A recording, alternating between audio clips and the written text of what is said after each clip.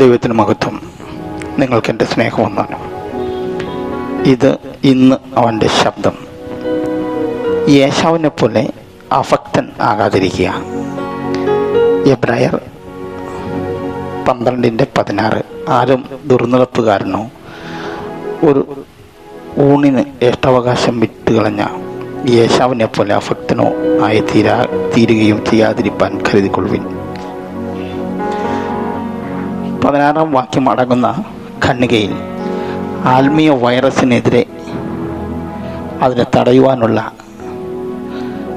വാക്സിനേഷനെ കുറിച്ചാണ് പറയുന്നത്. ആരും ദൈവകൃപ വിട്ട് പിന്മാറരുത്. ഒരു കയ്പുള്ള വേരും മുളപ്പിക്കരുത്. ദുർനടപ്പുകാരൻ എന്നതിന് വ്യഭിചാരിയോ അല്ലെങ്കിൽ യേശാവിനെ പോലെ അഭക്തനോ ആകരുത് എന്നാണ്. യേശാവ് ഇവിടെ ദുർനടപ്പുകാരൻ ഉദാഹരണമല്ല. കാരണം ദുർനടപ്പുകാരൻ കഴിഞ്ഞ് ഇംഗ്ലീഷിൽ ഓർ എന്നും ഹിന്ദിയിൽ യാ എന്നും കൊടുത്തിട്ടുണ്ട്. മലയാള ശൈലിയിലും അതേ അർത്ഥമാണ്. എഴുത്ത് ചിഹ്നങ്ങളെ കണക്കാക്കാതെ വ്യാഖ്യാനിക്കുന്ന മറ്റൊരു വാക്യമാണ് സങ്കീർത്തനം 121:1-2. എനിക്ക് സഹായം പർവ്വതത്തിൽ നിന്ന് ലഭിക്കുമെന്നല്ല ആ വാക്യത്തിൻ്റെ അർത്ഥം. പർവ്വതത്തെയും ഉണ്ടാക്കിയ ദൈവത്തിൽ നിന്നാണ് വരുന്നത് എന്നാണ് ആ വാക്യം പറയുന്നത്. കാരണം അതിൻ്റെ അവസാനം കൊടുത്തിരിക്കുന്ന ചോദ്യചിഹ്നമാണ്. എൻ്റെ സഹായം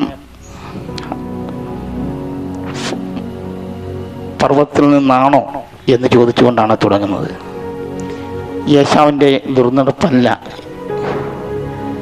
യേശാവ് 2 വിവാഹം കഴിച്ചു എന്നത് ദുർനടപ്പിനായി എടുത്താൽ യേശാവിൻ്റെ സഹോദരനും ഗോത്രപിതാവുമായ യാക്കോബ് വല്യപ്പനും 1ാമത്തെ ഗോത്രപിതാവുമായ അബ്രഹാമും അങ്ങനെയുള്ളവരായിരുന്നു എന്ന് പറയേണ്ടി വരും. ഗലാത്യ ലേഖകൻ പറയുന്നത് ഇത് ദുർനടപ്പാകുന്നത് 430 വർഷത്തിന് ശേഷമാണ്.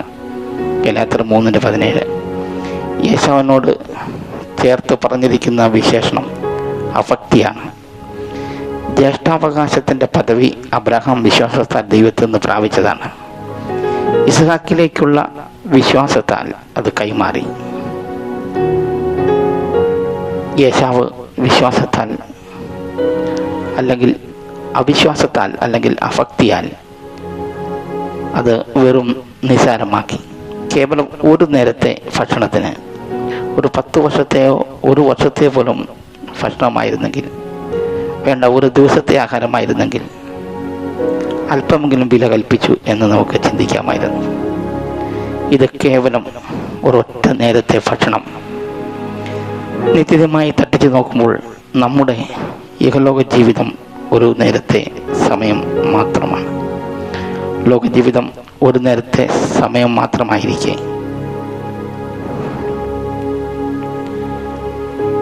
നിത്യത നമ്മൾ ഈ ലോകത്തിലെ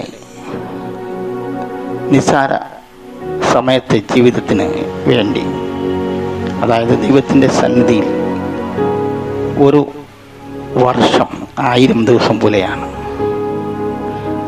അല്ലെങ്കിൽ ഒരു ദിവസം 1000 ദിവസം ഒരു നിമിഷം പോലെ ഇരിക്കുമ്പോൾ